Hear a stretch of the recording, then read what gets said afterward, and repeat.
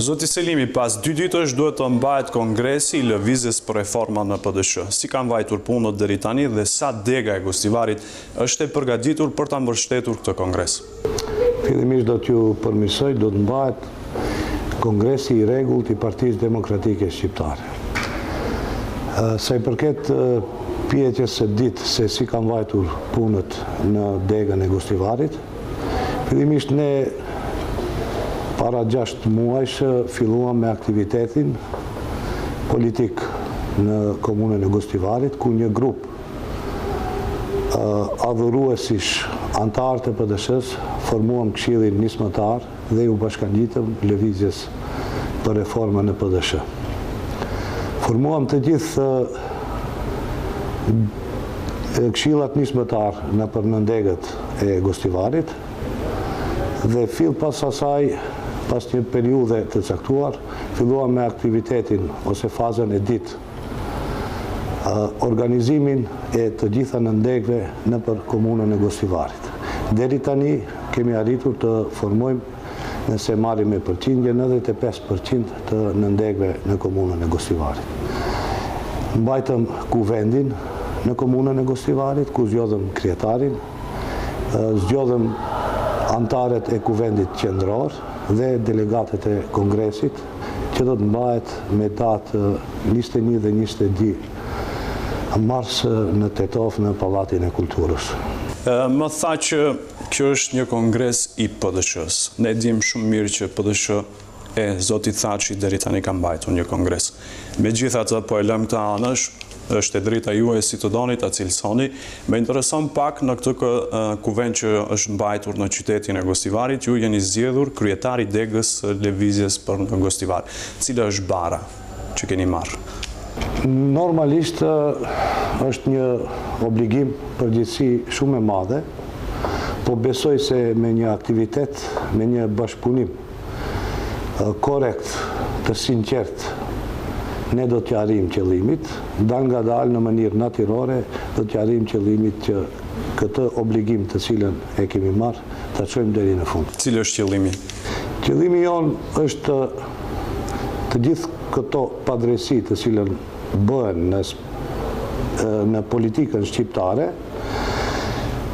ta them në mënyrë metaforike, ne muri i cili është vendosur, e kam thënë edhe disa herë tjera, i cili është vendosur nga partitë politike shqiptare tu në Maqedoni, ne do ta shembim dhe do të bëjmë me ata gur të atij muri një urë, e cila do të vlejë si urë kalimi dhe bashkëpunimi i gjithë spektrit politik shqiptar tu në Maqedoni. Unë shpresoj ta keni këtë fuqi, por zoti Selimi, pse nuk u zgjodh edhe kryesia e degës së Gostivarit? Po nuk u zgjodh në kuvendin për një arsye të thjeshtë. Ne ditëve të fundit kishim prurje të mëdha të simpatizantëve dhe ishim në fazën përfundimtare të formimit të forumit të gruas në lëvizjen për reforma dhe që të mos bëjmë thjesht hile ndaj antarëve të ri, të cilët në momentin e fundit filluan të vinë me një intensitet më të madh, ne e shtijim për një afat tjetër pas kongresit. Sigurisht, tani më është zyrtare që kongresi do të mbahet të shtunë, më 21 mars. Ku do mbahet kongresi?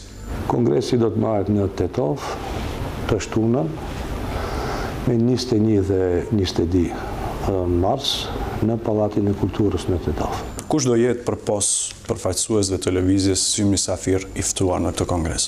Do të jenë të gjithë ambasadat, partitë politike, siç është rendi në çdo kongres. Kush ka konfirmuar ardhjen e tyre deri tani? Kanë konfirmuar shumë ambasada, parti politike e kështu me radhë. Cilat janë pritshmëritë e lëvizjes së seles pas këtij kongresi? Ne do të vazhdojmë rrugën e trasuar nga i ndjeri lideri shpirtëror i gjithë shqiptarëve, zoti Albert Xhaferi, do të vazhdojmë rrugës së tij.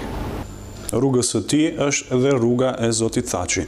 Çka nëse zoti Thaçi nuk do të tërhiqet, pasi ju në këtë kongres do të kërkoni tërheqjen e tij me sa diun? Vazhdojmë, ne nuk do të dorëzohemi, vazhdojmë tutje. Besoj se një ditë ai do ta kuptoj se nuk e ka vendin në partinë politike në PDSH dhe besoj që koha është mbas gjithë kësaj situate politike të krijuar këtu në Maqedoni. Zoti Selimi, mos vjen lëvizja e PDSH-s në një kohë kur në Maqedoni situata aktuale politike është mjaft e brisht dhe në opinion përflitet se ky fenomen që kemi aktualisht në Maqedoni duhet të zgjidhet me zgjedhje të parakohshme parlamentare. Sa jeni të përgatitur për të sfiduar parti tjera politike nëse do kishim zgjedhje të parakohshme parlamentare? Tash jemi shumë mirë të përgatitur.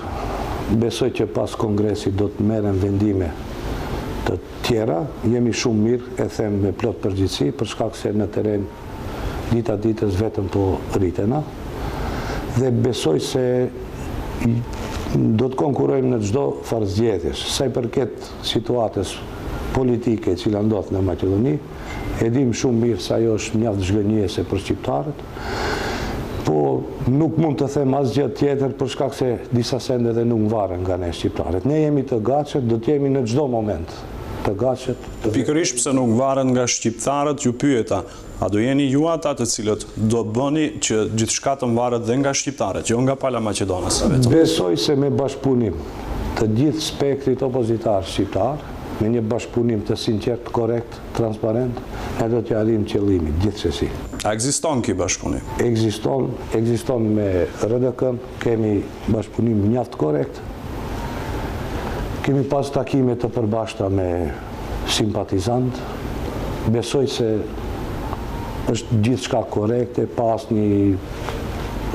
nuk ka asnjë dredhin në këtë aspekt.